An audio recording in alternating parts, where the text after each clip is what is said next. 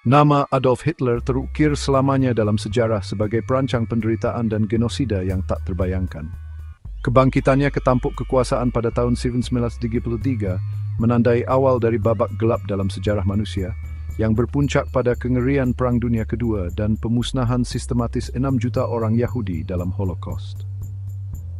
Ideologi Hitler yang berakar pada campuran nasionalisme, antisemitisme, dan kebencian rasial yang berbahaya menjerumuskan dunia ke dalam konflik dan meninggalkan bekas luka yang tak terhapuskan pada hati nurani manusia.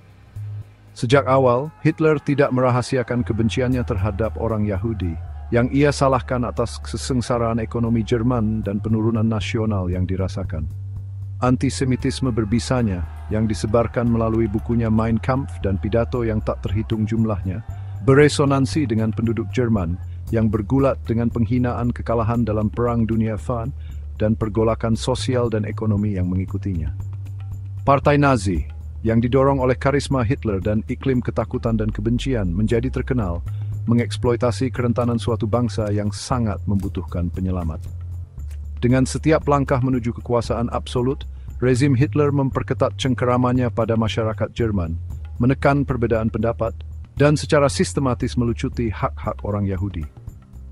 Hukum Nuremberg tahun 1935 mengkodifikasi diskriminasi rasial, menurunkan orang Yahudi menjadi warga negara kelas 2, dan melarang pernikahan dan hubungan seksual antara orang Yahudi dan Jerman.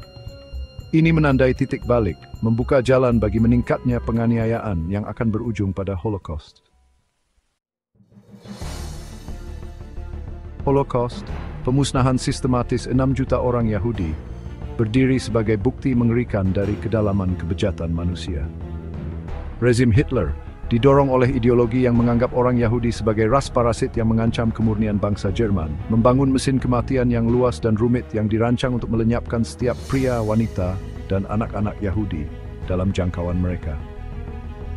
Einsatzgruppen, regu pembunuh keliling, menyebar ke seluruh Eropa Timur, mengumpulkan orang Yahudi dan orang-orang yang tidak diinginkan lainnya dan membunuh mereka dengan darah dingin. Penembakan massal yang sering dilakukan di tepi kuburan massal menjadi ciri khas yang mengerikan dari pemerintahan teror Nazi. Ketika skala genosida meningkat, Nazi mencari metode pemusnahan yang lebih efisien. Fan gas yang awalnya digunakan untuk membunuh orang-orang penyandang disabilitas dikerahkan menggunakan karbon monoksida untuk membunuh korban mereka. Pengembangan kamp pemusnahan yang dibangun khusus seperti Auschwitz-Birkenau menandai tingkat baru pembunuhan industri. Di kamp-kamp ini, orang-orang Yahudi dideportasi dari seluruh Eropa, dilucuti harta bendanya dan dibunuh pada saat kedatangan atau menjadi sasaran kerja paksa, kelaparan, dan penyakit. Kamar gas Auschwitz, Treblinka, dan kamp kematian lainnya menjadi identik dengan Holocaust. Efisiensi mengerikan mereka merupakan bukti menakutkan dari pendekatan birokratis Nazi yang dingin terhadap pembunuhan massal. Rezim Nazi memahami kekuatan propaganda dalam membentuk opini publik dan mengamankan cengkeramannya pada kekuasaan. Di bawah arahan Joseph Goebbels, Kementerian Propaganda dan Pencerahan Publik meluncurkan kampanye tanpa henti untuk menjelek-jelekkan orang Yahudi, menggambarkan mereka sebagai ancaman bagi bangsa Jerman, dan membenarkan penganiayaan mereka. Surat kabar, siaran radio, film, dan poster membombardir penduduk Jerman dengan pesan-pesan antisemit, mengeksploitasi prasangka yang ada, dan menanamkan rasa takut dan kebencian. Orang-orang Yahudi disalahkan atas kesengsaraan ekonomi Jerman, dituduh mengendalikan keuangan internasional, dan digambarkan sebagai ras parasit yang mengancam kemurnian ras rakyat Jerman. Kontrol Nazi atas media meluas ke seni, dengan buku dan film yang dianggap merosot atau tidak Jerman dilarang atau dihancurkan.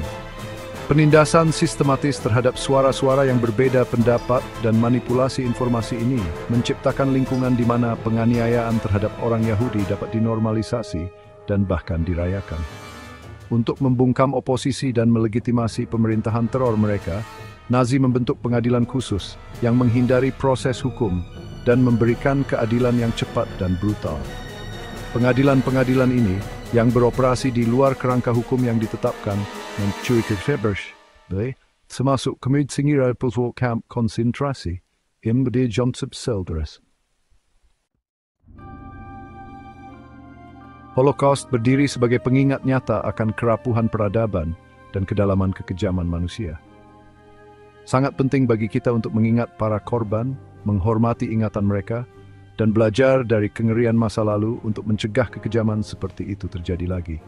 Pembunuhan sistematis terhadap 6 juta orang Yahudi dan jutaan orang lain yang dianggap tidak diinginkan oleh rezim Nazi adalah noda dalam sejarah manusia yang tidak akan pernah bisa dihapus. Setelah Perang Dunia II, ada upaya untuk mendistorsi sejarah Holocaust, untuk mengecilkan peran pelaku, dan untuk menyangkal penderitaan para korban. Adalah tugas kita untuk menantang upaya revisi sejarah semacam itu dan untuk memastikan bahwa kebenaran Holocaust dilestarikan untuk generasi mendatang. Plot 20 Juli, upaya sekelompok perwira Jerman untuk membunuh Hitler, telah menjadi sasaran manipulasi semacam itu. Sementara beberapa orang menganggapnya sebagai bukti perlawanan Jerman yang meluas terhadap rezim Nazi, penting untuk mengakui bahwa banyak dari para komplotan didorong oleh pelestarian diri dan memiliki pandangan antisemit sendiri.